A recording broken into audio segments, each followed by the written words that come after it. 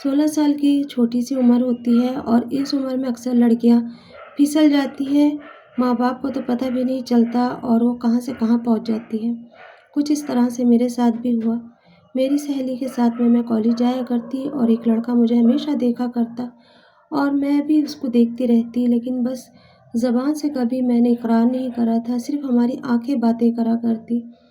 6 महीने तक यही सिलसिला चलता रहा और अब मैं 9 क्लास से 10 क्लास में पहुँच चुकी थी। मेरा दिल इतना बेकरार रहता कि मैं ये चाहती कि कब कब उससे मेरी मुलाकात हो, किस तरह से मेरी मुलाकात हो, बहाने ढूँढती मार्केट जाने के और किसी न किसी के साथ लग के रोज़ दीदार-ए-यार करके आ जाया करती। ये चीज़ मेरी एक फ्रेंड को पता थी कि मैं उस लड़के को चाहती हूँ और कहीं न कहीं वो भी मेरा साथ दे रही थी। अगर किसी दिन मेरा दिल नहीं करता जाने के लिए तो वो मुझे उकसाया करती और कहती कि चल जा ज़रा-सा जाके देख कर आ जाएँगे और बस मैं भी उसकी बातों में आ जाती। अक्सर लड़कियाँ इसी तरह से करती हैं, जब लड़कियों का ग्रुप बनता है या 2 लड़कियाँ आपस में बात करती हैं तो माँ-बाप बिल्कुल बेफ़िक्र हो जाते हैं, ना तो कभी उनका फ़ोन चेक करते हैं और ना ही कभी ये जानने की कोशिश करते हैं कि आखिर इनके मन में क्या चल रहा है, ये क्यों खुसखुसाती रहती हैं, क्यों इतनी घुल-मिल के रहती हैं। अक्सर इस तरह से ना माँ-बाप बेफ़िक्र हो जाते हैं और लड़कियाँ आवारा हो जाती हैं। मेरे साथ भी ऐसा हुआ, आज मुझे ये कहते हुए बिल्कुल भी डर नहीं लग रहा है कि हाँ, मुझे बिगाड़ने का मेरा पूरा-पूरा हाथ मेरी दोस्त का था, क्योंकि अक्सर वो ही मुझे कहा करती थी जब भी हम कॉलेज जाते कि देखना ये तुझे देख रहा है या मुझे देख रहा है, तो मैं उसको जब देखती तो वो मेरी तरफ देखता था और बस यही देखते-देखते ही प्यार हो गया। कुछ दिनों के बाद इस तरह से सिलसिला चलता रहा और एक दिन उसने आके मुझसे अपने प्यार का इज़हार कर लिया और मेरी दोस्त के सामने करा और कहा कि जब भी मुझे किसी चीज़ की ज़रूरत हो, वो खाली मुझे अपने दोस्त के साथ में कहलवा के भेज दे और मैं उसे वो चीज़ हाज़िर कर दूँगा। ये एक तरह का लालच था मेरी ज़िंदगी में, पहला लालच मुझे वहाँ से मिला था। जब मुझे ये बात का पता चला तो मैंने उसे आज़माने के लिए कहा, चलो इससे मैं कहती हूँ कि ये मेरे फ़ोन का रिचार्ज करा देगा। मैंने उससे कहा कि मेरे पास एक फ़ोन है, छोटा-सा है, तुम मेरा नंबर ले लो, लेकिन उसमें रिचार्ज नहीं है, तुम करा दोगे क्या? क्योंकि मैं मम्मी-पापा से नहीं करा सकती। उसने कहा कि हाँ, मैं करा दूँगा और उसने फट से मेरा रिचार्ज करा दिया। घंटों-घंटों मैं बातें करती, नेट देखती, अच्छी-बुरी चीज़ें उसमें देखने के लिए मिलती और मेरा मन मचल-मचल जाता। पढ़ाई तो नाम के लिए थी, कॉलेज तो नाम के लिए मैं जाया करती थी। मेरा तो दिल कहीं और ही लगा रहता था। रातों को घंटों-घंटों आशिकी और मौशिकी की बातें चलती और दीदार-ए-यार होता। जब देखो वो वीडियो कॉलिंग करता और मैं चुपके-चुपके उससे बात करती। चादर के अंदर फ़ोन होता और मैं बहुत देर तक उससे बातें करती। बस इस तरह से बात चलती रही। एक दिन उसने कहा, मुझे तुम्हारा फ़ोटो चाहिए। मैंने कहा कि ठीक है, मैं भी भेजती हूँ, उसके बदले में तुम मुझे क्या दोगे? उसने कहा, जो तुम चाहो वो मैं दे दूँगा तुम्हें। मैंने कहा, मुझे फ़ोन की ज़रूरत है, मेरा फ़ोन ख़राब हो चुका है। उसने कहा, कोई बात नहीं, मैं फ़ोन भी दूँगा तुम्हें। मैंने उसे फ़ोटो भेजा और उसने मुझे फ़ोन भेजा। अब मुझे और लालच लगने लगा था। कभी मैं उससे पैसों की डिमांड करती तो वो पैसे दे देता, कभी मैं किसी और चीज़ की डिमांड करती तो वो चीज़ भेज देता। ये सारे सिलसिले में मेरी दोस्त मेरे साथ में थी। वो जैसे-जैसे मुझे कोई सामान ला के देती, उसमें से मैं उसे भी देती और खुद भी खाती। कभी खाने का सामान आता तो कभी पैसे आते, तो कभी पिज़्ज़ा आ जाता। इन सारी चीज़ों में अम्मी को कुछ भी नहीं पता था कि क्या हो रहा है मेरे साथ में या मैं कहाँ से कहाँ पहुँच रही हूँ। एक दिन उसने मुझसे कहा कि अगर मैं तुम्हें अच्छा वाला फ़ोन दूँ तो तुम उसके बदले में मुझे क्या दोगी? मैंने कहा कि तुम्हें क्या चाहिए तुम बताओ मुझे। तो उसने कहा कि मुझे वो चीज़ चाहिए जो तुम दे नहीं सकती। मैंने कहा, ऐसी कोई भी चीज़ मेरे पास नहीं है। तो उसने कहा कि ठीक है, जब मिलते हैं तो फिर बताऊँगा मैं तुम्हें। मैंने कहा ठीक है। जब हम वहाँ पे मिले तो सबसे पहले उसने मेरा हाथ पकड़ा और हाथ पकड़ के कहने लगा कि दुनिया की सबसे खूबसूरत लड़की तुम हो।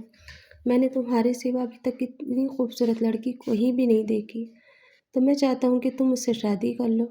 मैंने कहा कि अभी हमारी उम्र इतनी नहीं कि हम शादी कर लें।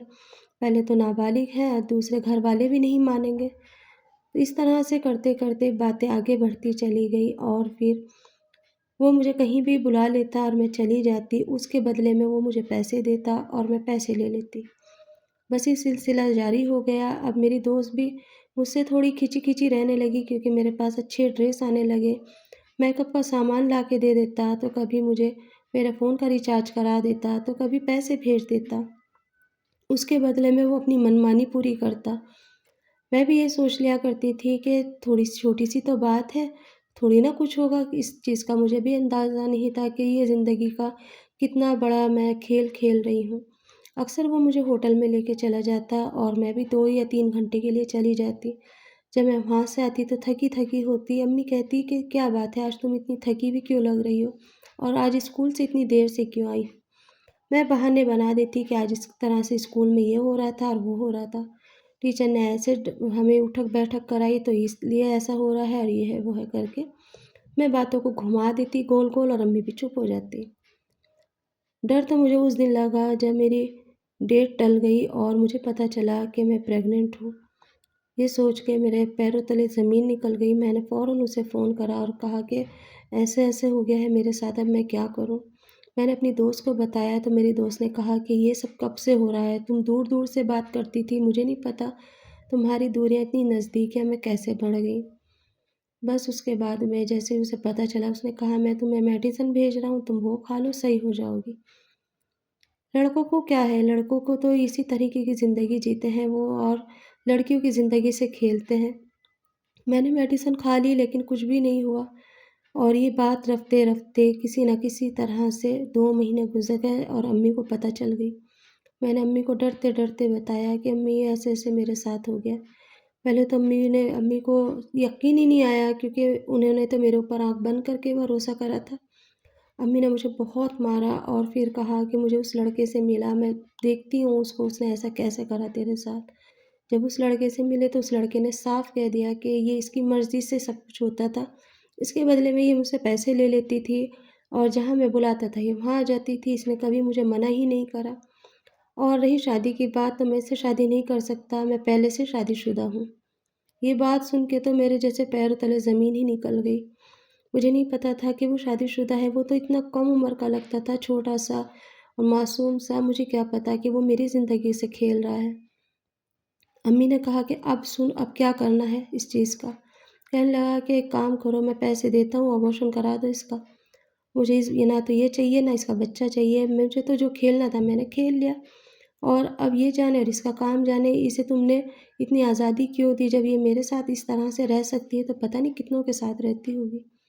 कुछ इस तरह की बातें कही कि अम्मी की आँखों में खून उतर आया और अम्मी ने उसके 2-3 थप्पड़ मुँह पे मारे और फिर अम्मी ने कहा कि अगर मैं तुझे चाहूँ तो आज ही पुलिस के हवाले कर दूँ। तो कहने लगा शौक से करो, इसके सारे प्रूफ़ मेरे पास है, अगर मैं चाहूँ तो अभी के अभी नेट पे डाल दूँ।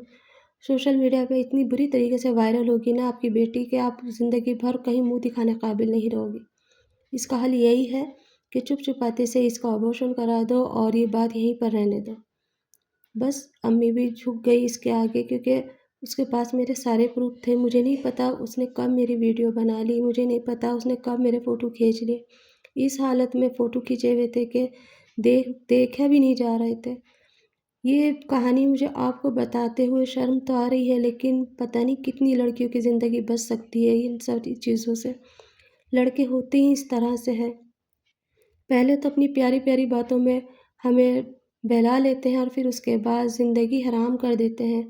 कभी भी अपने ना तो कोई फ़ोटो किसी को देनी चाहिए, ना अकेले में उससे मिलना चाहिए। मेरी पहली मुलाकात उससे फ़ोन के सिलसिले में हुई थी और देखो ज़िंदगी ने मुझे कहाँ से कहाँ पहुँचा दिया। खैर जैसे-तैसे मेरी अम्मी ने मेरा अबॉर्शन करा दिया। अबॉर्शन मेरी खाला के यहाँ ले जाके कराया, कितनी ज़लालतें उठाई अम्मी ने, कितनी बातें सुनी। इसका तो अम्मी ही एहसास कर सकती है और मेरी तो बस बात ही मत सुनो कि मेरी ज़िंदगी कैसी हो चुकी थी।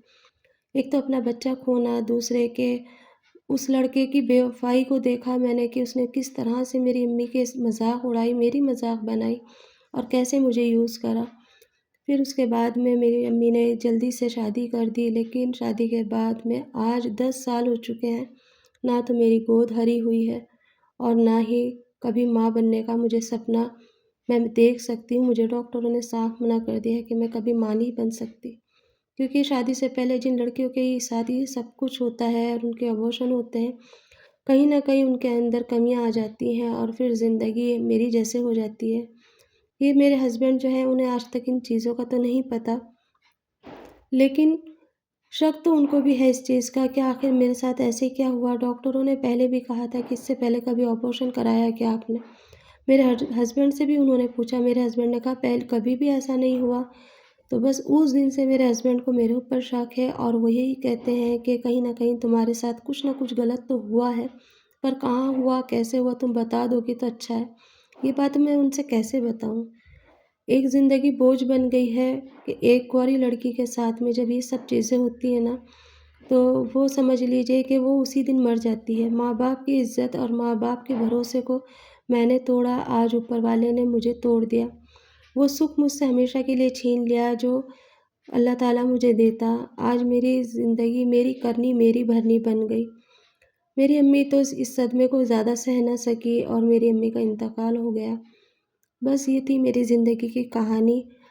इस कहानी से आप सबको शायद बहुत कुछ सीखने के लिए मिले। दिल में एक कहीं न कहीं राज़ छुपा था जो आज मैंने आप लोगों के साथ में शेयर करा। पता नहीं किस लड़की की ज़िंदगी बच जाए, कोई मेरे जैसे तो ना हो जाए। आज भी मैं एक ज़िंदा लाश की तरह जी रही हूँ। ज़िंदगी जीने के लिए तो जी रही हूँ लेकिन मौत से भी ज़्यादा बदतर है।